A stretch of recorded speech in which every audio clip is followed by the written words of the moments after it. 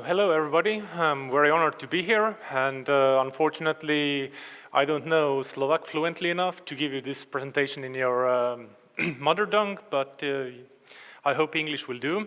So in the next 15 to 14 minutes I will give you the brief overview about the BIM-based building permit process in Estonia. Of course, I start with the digital building permit process overall.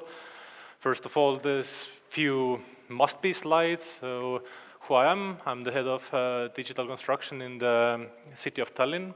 Also, my main role is in the Ministry of Climate, where I'm a BIM project manager. My responsibility is developing and implementing the BIM-based building permit system in Estonia. And also, at some time, I will find some time to do my PhD studies in the Tallinn University of Technology. But about Estonia, so to sum it up, so basically we are Estonia, the digital country. There are two services that can't be done digitally in Estonia.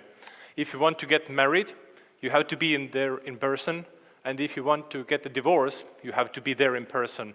All the other stuff you can do online, and I have heard that these two things are going online as well. So, of course, what is like the main thing that I would point out is the digital signature. This is the main thing that helps us to do all these kind of like e-procedures, that you can just put your signature with your mobile device or computer. You don't have to sign and scan and send the things, even like when electing the government or so. I haven't been electing, never in the voting booth. All my life I have been doing it online. So, but starting with this kind of like building permits, we have had this kind of like National Building Registry and procedural environment since 2016. Of course, it says 100% digital building permit, I would say. And it's like a combination of digital and electronic building permit. Because still, we're using the PDF files, but behind there is a database of having this kind of like data about the building, and this kind of database enables us to do the different queries. This platform is being used by all 79 municipalities in Estonia, so if you want to get a building permit, you have to use the national centralized database. There is just one permit system, so there is not like, for one municipality there is one way and for another there is another way. So this just doesn't make sense in a small country. And of course, in this kind of like registry, we have the user interface. The first one there was a map view. Then there is the data about the buildings, like the technical data, the documents. And based on this data, we can query all kind of information from our database, like how many buildings do we have, what kind of buildings, what are their features, how long does it take for permitting, etc., etc., etc. So, but about this building registry, how does it work? So basically we have some key stakeholders. For example, me as a homeowner, I want to build something, I need a building permit. Then I turn towards the building registry. From that, the municipality gets the information, they start the procedure. They will also contact the utility network owners, some state administrations like land board, rescue board, etc. Then these kind of like state administrations and utility network owners, they make their comments and remarks in this kind of centralized solution. Then of course municipality will also give their input, and at the end I will just either get the building permit or get the denial with all the remarks, why do I not get it. Of course energy certificates are also there. From that we can make queries to our database, how our country is doing with this kind of like CO2 emissions and so on, how efficient we are with the energy. But then this building registry is just one service among many microservices that we call e-construction platform. I'm not going to talk very much about this platform, just giving a quick overview because the building permit and BIM-based permit is part of the platform. But this platform is not this kind of like super software, it's just this kind of like idea, an umbrella. So the main focus is to enable this kind of like lossless and trustworthy data exchange, and it's important that it is throughout the building life cycle and it involves all the stakeholders in the process. So, to the BIM-based building permitting. In this slide, I will not talk very much because at the end I have the video to show you how the thing works. But there are like 4 main pillars. Transparency, so that the applicant would also see what is really going on with the process, so that all the remarks coming from the local government would be objective, that there would be no subjectivity and some kind of like personal opinions there. All the opinions have to base on some kind of regulation. Otherwise, it does not make sense. Also, we want to speed up the review because also if you want to get the building permit and you have to wait for 200 days, it's also not that good if it's actually being achievable with 30 days. So 170 days a win, just like making process more efficient. Of course, we want to increase the quality so that the projects would be with more quality. Automated checking will enable that because humans make errors and they can't check every single detail about the construction design. They have to handpick something. If they would check everything, then instead of 200 days, perhaps you would wait 400. And of course, simplicity. If we use very complex softwares, for example, Solibri, an excellent tool for BIM coordinators, a wonderful tool. But for the local municipality workers who have been there for 30 years and have only seen 2D drawings in their life, we do like 1 hour training and think they are like power users of Solibri. That ain't gonna happen. This just is not gonna happen because in addition they also need very expensive hardware to run these programs. And this is why we have the web-based solution so that everybody with like a simple computer without a GPU can access it and can work with that. And of course, these kind of checks, there are in the video, and just this kind of like certificate that this solution is perhaps worth something. The Building Smart International gave the award to Future Insight, the Dutch company who was our good partner developing the solution. And at the moment, we are expanding our knowledge in Horizon 2020 project Accord, where we want to scale the solution up so that all the countries in Europe, and why not outside of Europe, could also benefit from it so that we could have more generic and standardized process and we can work together on these kind of like solutions. It's important not to reinvent the wheel in the separate silos.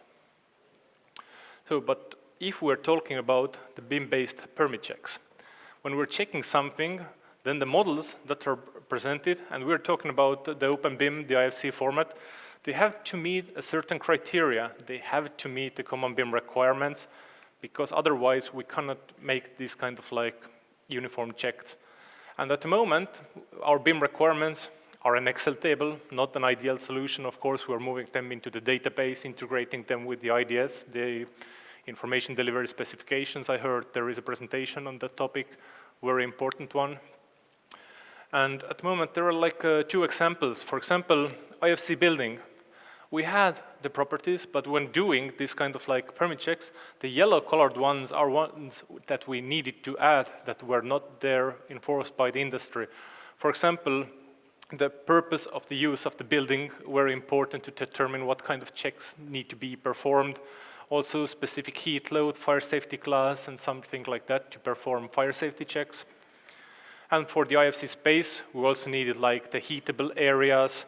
We needed like heatable areas with the room temperature and also the numbers of the apartments to get the data from the BIM model into the building registry system so that you wouldn't have to fill in the data manually, that you can just with one click of the button extract from your IFC file.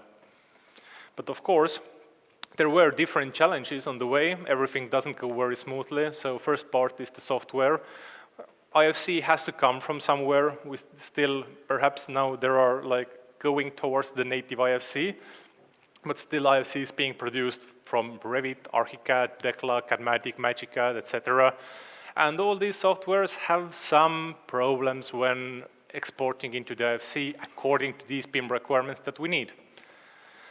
Then the BIM requirements, we had to add the data to perform the checks, but when we want to expand the scale of the checks, then there might be the issue again that we need to put more data to the BIM requirements and add more complexity for the architects and the engineers to comply with that. Then of course, legislation. It renews quite frequently. It's not machine readable. And even if it would be machine readable at the moment, the format, the machine doesn't understand what the lawyers have put there into the regulations, because when I'm reading these clauses, very often they are not measurable.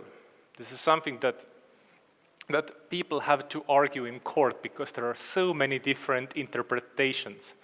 I say that legislation has to be concrete, very certain, and measurable.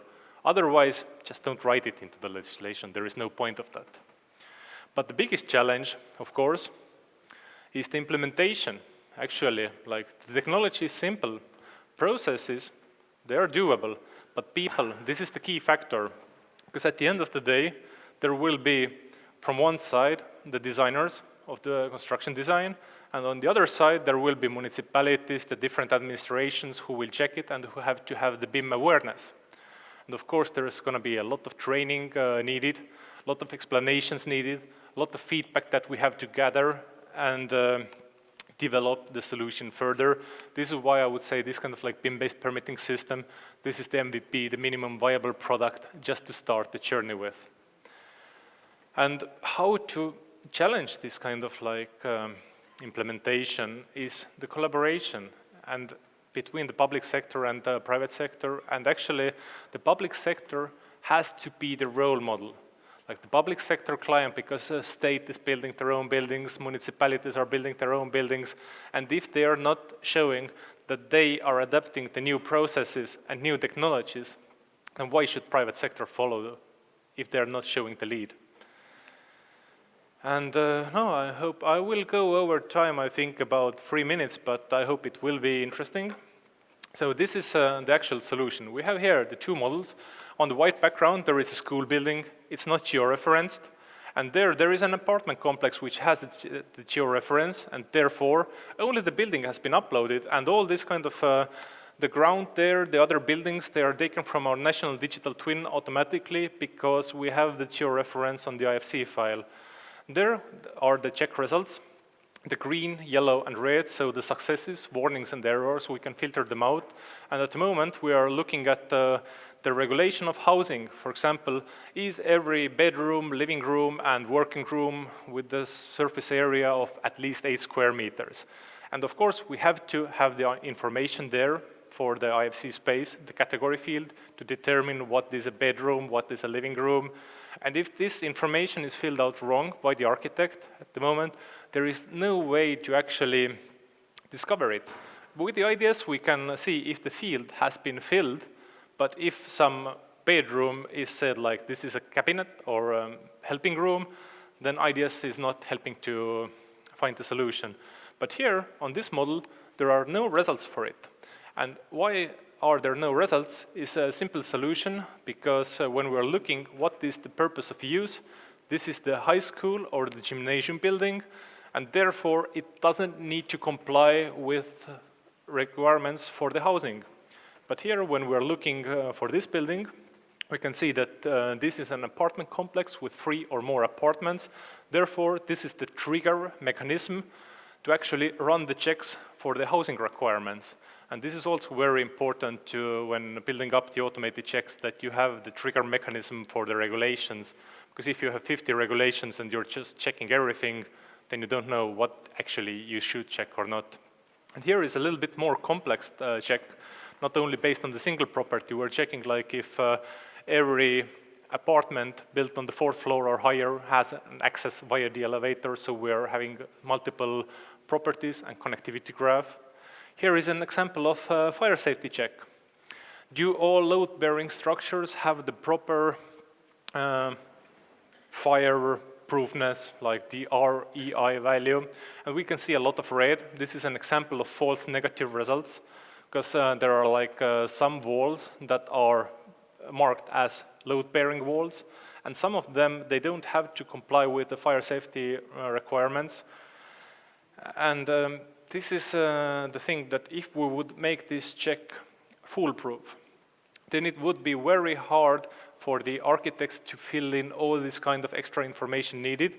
But the fire department guys, they see, okay, the foundation, it doesn't have to comply with these things. It's easy for them. They can see it's false negative. It's not a problem. We have to find the balance of what is the level of the check and what is the effort needed to comply with the check from the other side. So there is always finding a balance. And here was a showcase of a very complex algorithm-based check. We were using voxel method to configure out the length of the fire escape route. And also, what's shown here is download the BCF report, so that if you get the results, you download the BCF report and you forward it to the architects and the engineers who are responsible for the design. And with this BCF tool, they can easily correct their mistakes. They don't have to have this kind of like application in front on one screen and their model on one screen and trying to look in what room is this kind of like red result. They can do it more easily. And actually, the thing that you're seeing right now, this is not the building permission office view. This is the applicant view. This is the thing. You upload your design, you run your checks, and you see the model results yourself, so that you're not sending into the municipality project that has failed so many checks. You have to make your design better and forward it when you see already that it passes some automatic checks. Otherwise, you just waste your own time, because they will check it for 30 days and then just send it back to you and say, yeah, that was wrong, and you have lost 30 days. But instead, you can just correct them in the beginning already and save a lot of time. And also some IFC ramp checks, like is there enough headroom above the ramp, or is the ramp, how steep is the ramp? So for example, if it's above 10%, then it gives error. If it's between 6 and 10%, it gives a warning. And in some cases, the warning is okay. This is why, and there is also a possibility for every check that the applicant can write a comment, because at some point, the law can say, this has to be like that, but there is an extra clause that by following some kind of like analytical improvement, the exceptions are possible. And then, of course, we cannot say that you can't submit your design with errors, because of course some can be false negative, and then the applicant has the possibility to just comment it, and the specialists from either fire department or the municipality can see the things and say if the comment is actually viable or not, and they can make their own remarks based on these elements. So that was my brief overview of the building permit checks. If you have any questions, don't hesitate to contact me. And I hope there was something new.